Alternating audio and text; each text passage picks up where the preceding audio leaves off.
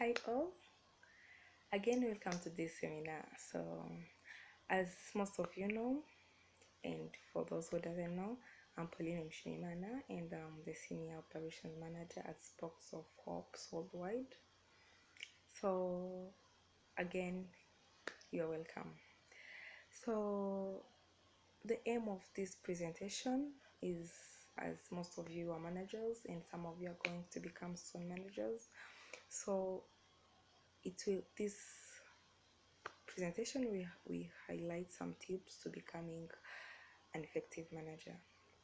So at the end of this presentation we'll know what's like I will remind you what the management is, the function of management, and some primary management styles, and you will have sometimes for questions and answers.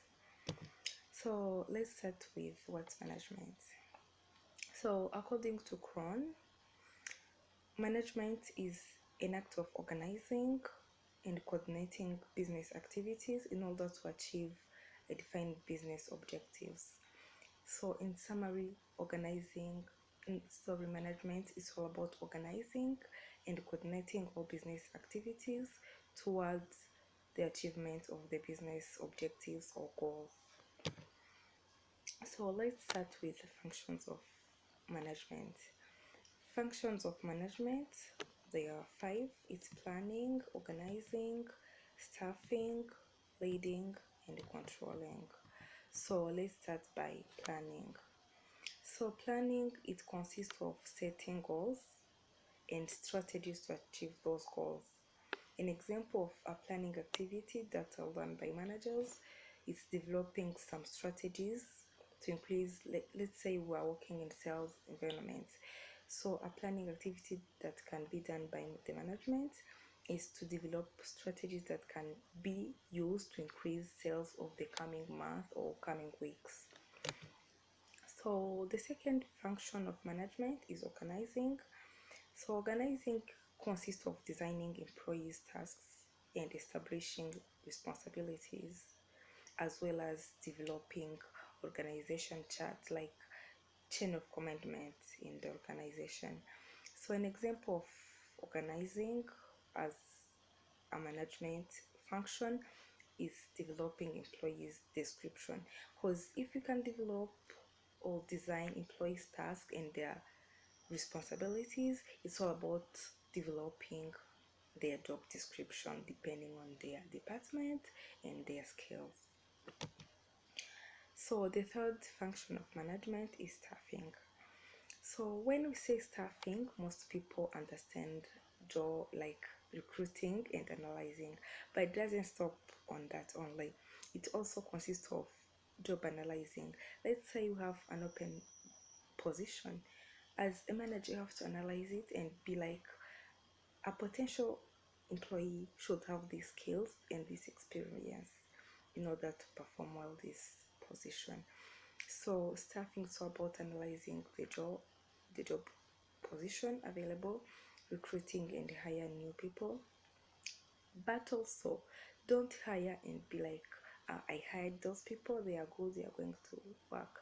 It's okay to hire good people and like those that fits the position, but also you have to think about the long term, like what's going to become in the future. So you have to plan for ongoing training.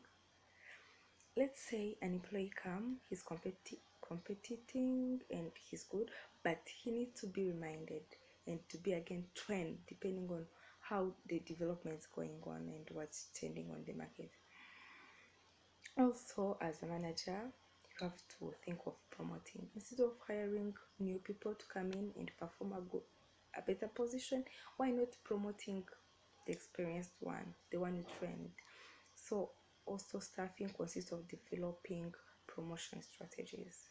So an example of staffing as a manager can do is preparing training schedule. So the fourth function of management is leading.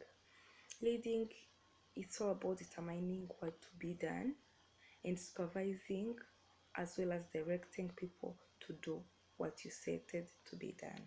So an example a leading function is preparing and conducting workshops.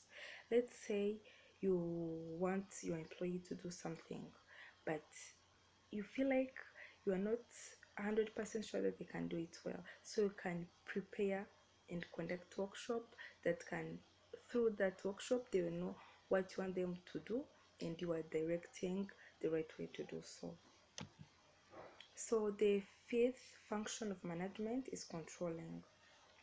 So controlling, it's all about establishing performance standard and comparing current outcome to the forecast or to what was expected, as well as developing adjustments needed to achieve the desired goals, just in case the current outcome is not matching or equal to what was the expectation. So an example of the controlling function of management is analyzing weekly report. Let's say at the end of the week, people submit reports. So you analyze them and see if the outcomes that you have are, how are they compared to what you have expected. So from that, you can be like, we achieved what we wanted or we didn't. So we can adjust. What can we be done so that you can still achieve the goal? So let's go to management styles. There are three management styles. There are directing, there is delegating, and there is discussing. So let's start by directing. So directing consists of giving direction to employees on what to be done, how to do it, and when to do it. So some strength of this style consists of, like, is that employees are provided by the direction to follow, but it has also a weakness. A weakness of directing is that employees sometimes find it exhausting to follow direction and to be closely supervised. That can make them annoyed, or when there is a close supervision, sometimes people don't feel okay. So a scenario that can describe directing style is when there is a new employee that needs to learn new things. If there is a new employee that needs to learn new things, you show him or her direction of how things should be done. So the second style is delegating. So delegating, it's all about empowering employee by assigning tasks to them and assist them by answering any clarification question they might have on their way working on their assigned task.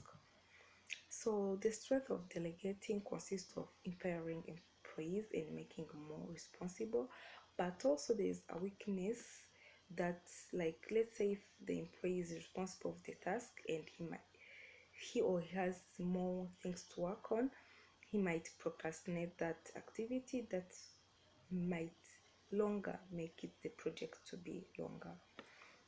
So a scenario that can explain this delegating style is like, this style is used to experienced and skilled employees, the one you believe they have enough skills and experience to perform a given activity without a close supervision.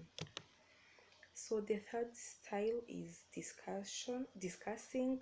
So discussing consists of asking challenging questions to employees and listening to their answers and help them to come to a logical conclusion. So the strength of discussing, it increases logic and critical thinking to the employee, but the weakness is that it might take long. The time to give the employee to give their opinion, you discuss, you come up to the conclusion, it might take longer.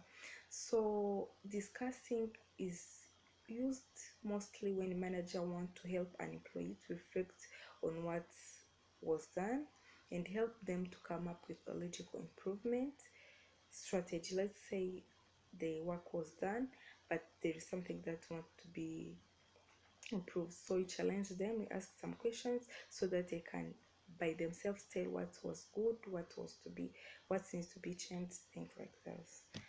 So here is the reference, some resources that I used to get this information. So this time for question and answer. You're welcome. Thank you for your time.